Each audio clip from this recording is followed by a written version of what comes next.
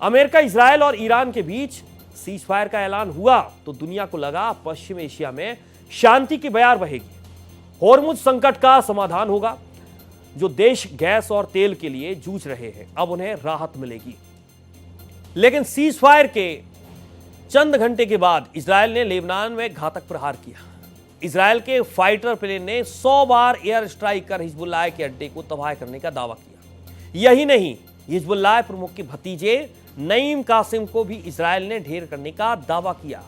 हम top angle में analysis करेंगे कि आखिर लेबनान में क्यों इस कदर कहर बरपाया जा रहा है और ईरान लेबनान पर हमले से आग बबूला है। सीज फायर की धज्जियां उड़ाते हुए लेबनान में इजरायल ने घातक हमला किया है। लेबनान की सिविल डिफेंस एजेंसी के मुताबिक इजरायल की ओर से हमले Beirut, Bekaa valley, mount Lebanon, Sidon और दक्षिणी लेबनान के कई गांवों में किए गए। हैरानी की बात यह है कि हमले ठीक उसी दिन हुए जब अमेरिका, इजरायल और ईरान के बीच 2 हफ्ते की सीज फायर का ऐलान हुआ था। इजरायल के तकरीबन 50 फाइटर प्लेन ने महज 10 मिनट के अंदर 100 बार एयर स्ट्राइक कर हिजबुल्लाह के अड्डे को तबाह करने का दावा किया। इस हमले में इजरायल की सैकड़ों मिसाइलों ने अटैक कर 254 लोगों को मौत के घाट उतार दिया।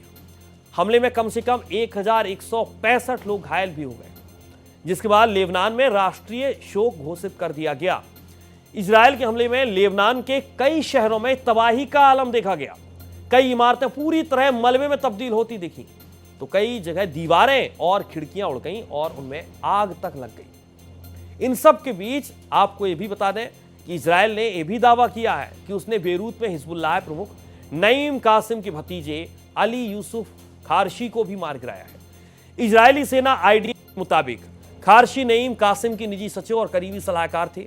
साथ ही हिजबुल्लाह के ऑफिस के संचालन और सुरक्षा में भी अहम भूमिका निभाते थे। इन सब के बीच आईडीएफ ने जानकारी यह भी दी है कि अली यूसुफ खारशी पर कार्रवाई बेरूत क्षेत्र में टारगेटेड स्ट्राइक के जरिए की गई। दक्षिणी लेबनान में हिजबुल्लाह के खिलाफ बड़े स्तर पर सैन्य कार्रवाई लगातार जारी रही। इजरायल ने 2 अहम क्रॉसिंग पॉइंट्स को निशाना बनाया, जिनका इस्तेमाल उत्तरी से दक्षिणी लितानी क्षेत्र में हथियारों की आवाजाही के लिए किया जाता था। दक्षिण लेबनान में इजरायल की सैन्य कार्रवाई बेहद तेज हो गई है। हारूफ शहर पर हमले के बाद अब इजरायली सेना ने अल दुवैर को भी निशाना बनाया है। इजरायली सेना ने बयान दिया है कि हमला 2 मार्च से शुरू किए गए उनके इस नए सैन्य ऑपरेशन के बाद लेबनान पर अब तक का सबसे बड़ा हमला था।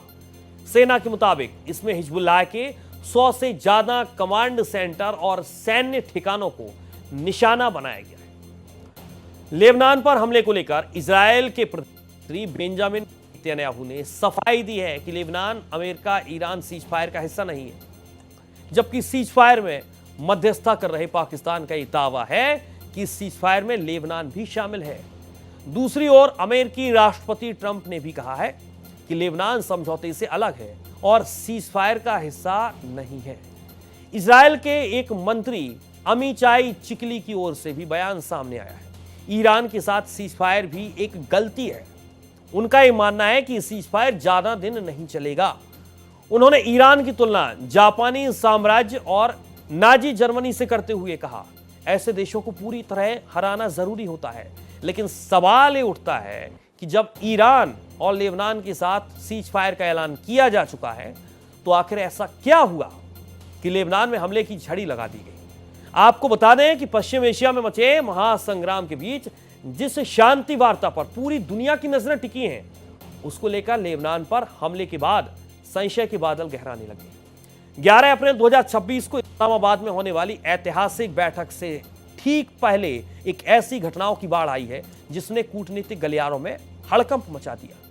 पाकिस्तान में ईरान के राजदूत रजा अमीरी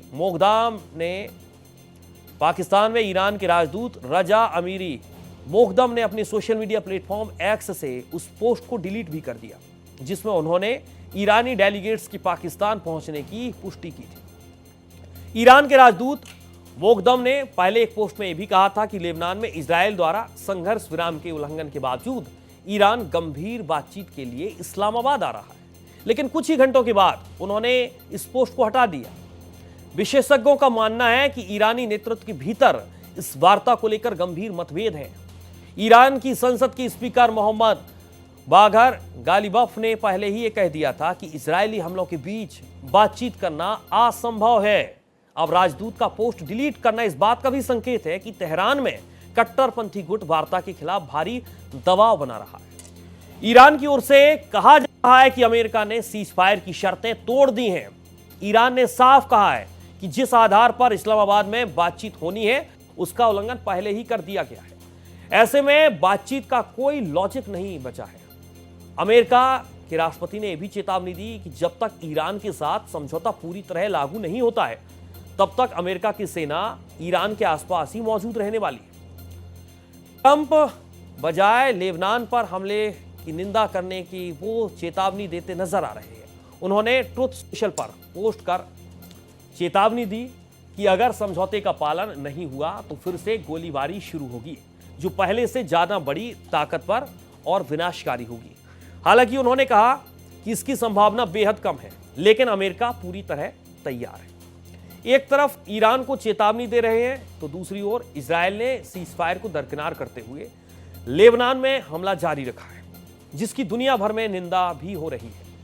इटली के प्रधानमंत्री जॉर्जिया मेलोनी ने सीजफायर के किसी भी उल्लंघन की कड़ी निंदा की है।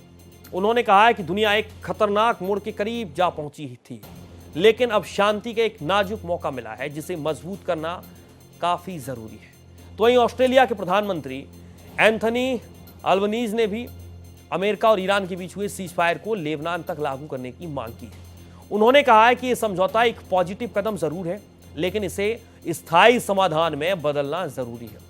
अल्बनीज ने कहा कि उनकी सरकार का मानना है कि सीजफायर केवल सीमित क्षेत्रों तक सीमित नहीं रहना चाहिए, बल्कि लेबनान में भी लागू होना चाहिए।